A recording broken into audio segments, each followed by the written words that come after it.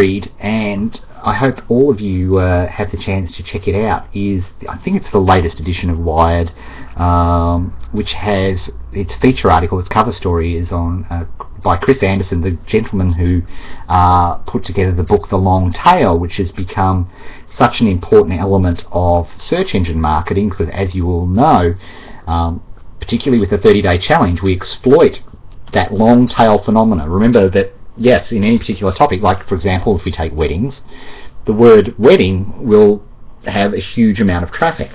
But then as we come down, you'll see this long tail, which really never ever gets to zero, of all these phrases which people type in. For example, you know, free wedding planning speeches or something like that, which attracts a small amount of traffic each day. But obviously if somebody's typing in free wedding planning speeches, they want to know information about, you guessed it, free wedding planning speeches. And as internet marketers, particularly to get started and particularly to do it without cost, and as we showed you how to do in the 30-day challenge, and of course if you haven't checked out the 30-day challenge you can see it there for free, we show you exactly how to exploit that phenomena of the long tail to get that little bits of traffic, because little bits of traffic add up to a lot of traffic. And we knew, and remember this in the 30-day challenge, our first task as internet marketers in any particular market research that we do is we want to get that initial traffic. You remember my magnificent symphony of 4 parts. The most important thing that we can be doing in internet marketing, and I don't care whether you're you know, a 10-year grizzled veteran with 300 outsourcers in a room in Costa Rica, or you're a brand new person that's just stumbled upon to this video today. What a horrific entry into the world of internet marketing. I don't care who you are, market research is where the battle is won and lost 97.5% of the time, in my opinion. Online there's no excuse to take any risks at all. Any risks you take are bluntly your fault, because you can know everything about a particular site. You can know everything about what a particular competitor is doing in a particular market. You can know what they're paying for their Google, you know what AdWords they're advertising on. You can check out every single element of what a competitor is doing online. We're actually going to be teaching that in the conference that we're doing in Beechworth at the end of April here in Australia. But it's really, there's just no excuse for risk, because you can test everything out. You can start small and get big, and this is, you know, one of my favourite things. And I'll throw out the challenge, and I'm sure there's an example of it, but it'd be the exception which proves the rule. Name me a super successful company, online, offline, wherever, that has actually succeeded when they had bags of cash in the bank before they started. I'll check the chat to see if anybody's come up. Watch me subtly check the chat screen.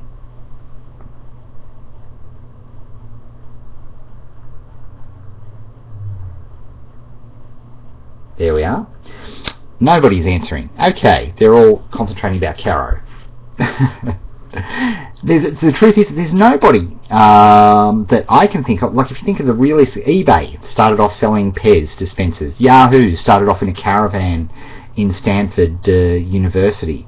The Google boys even, you know, just started out as a PhD paper. They had no money to start. They did all their proof of concepts and scraped. The money came later.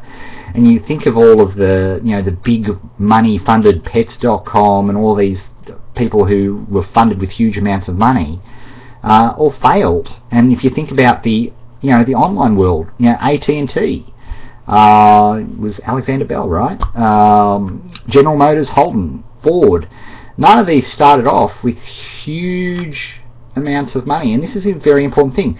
Money can absolutely choke your business, because the conversation changes when you're starting a business and you've got lots of cash. You start deciding, your business conversations sort of focus and rotate around you know, which type of Harman Kardon chair that we should use in the foyer, as opposed to how do we make this better so we can make some dollars to eat.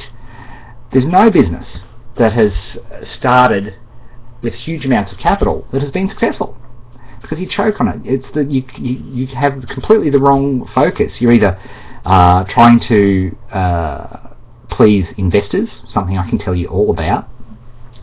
It just doesn't work. So bootstrapping, and I don't care whether you plan on being, a world-beating company, good for you if you are, that's where it's all at. That is literally where it's all at, and you need to start small. So that's why I love the 30-day challenge so much, because people look at it and go, oh yeah, make $10, gee whiz. Every business starts making $10, and if you can make it and start up the right way, doing the correct market research and testing traffic, which of course is where a roundabout way of what I was talking about with this magazine, it's very important. Now, traffic, we want to get those first 200 people right. We want to get 200 people coming to our, what we call, money page, or the page where we want them to take some sort of action. That's our first job, because the second part of the symphony is traffic. And if you don't have traffic, I don't care how good your product is, I don't care how good you are at converting somebody, if you don't have enough traffic, you're just not going to get it done. There's no traffic. It's the classic, if the tree falls in the forest and no one hears it, did it really fall? I think the answer to that is the sound of one hand clapping, but I'm not certain. But this is the point, and this is why, even though a lot of the stuff on the 30-day challenge seems very basic, it's actually very profound and sets you up to have a business which is sustainable. And we've seen from all the very, very successful 30-day challenges in the past that that's exactly what has happened, which is very, very cool. So, on